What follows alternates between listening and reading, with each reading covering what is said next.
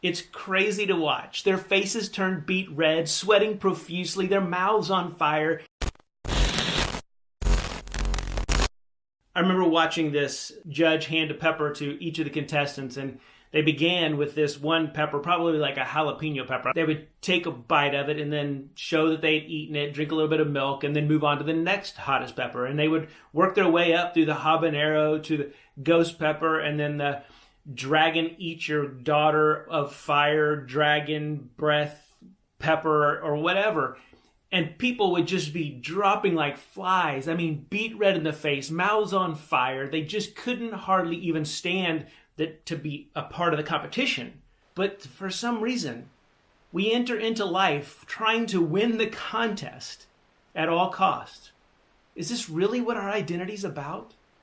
Being the top dog, the singled out winner, the one who's at the top? You know, it's crazy as alone of a society as we are, as loneliness creeps in on almost everyone at some point. We're still striving to be the leader at the end of the day. We want to be the one who wins. And they even say it's lonely at the top. But none of us, and we all know this, weren't created for being alone. You see, consciousness is all about beginning to wake up to your truest self and how that plays out in the fullness of community. But it doesn't demand community. The understanding that you are not your mind is you beginning to recognize that you are fully and completely enough in and of yourself. It's a key piece to life because it's where joy and love and compassion ultimately find their place. You know, we struggle, I think, oftentimes with just waking up to our day because it's already jam-packed with things. This morning for me was a distracted morning. I immediately was bombarded with life coming at me.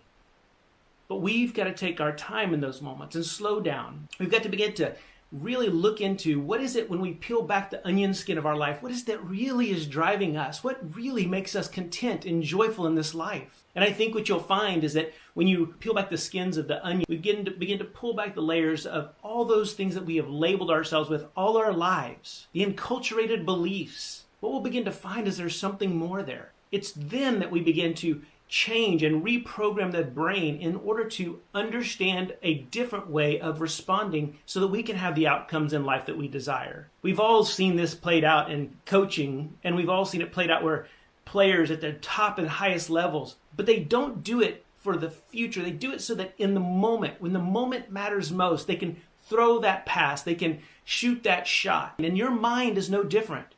Your mind has got to be directed. It's got to be coached into understanding what kind of patterns of action it should take when certain things occur. So we've got to begin to reprogram that mind. We've got to begin to understand that we are in control of what our thoughts do in our life, how they play out, how they are driven. An unconscious mind has to be brought into control. We've got to begin to be aware of the things that we have allowed to creep in our lives and tell us who we're supposed to be and why we're supposed to be it. And understand that those visions for those people and those things and those influences are different than the ones that you have for yourself and how you contribute at the highest level to this world.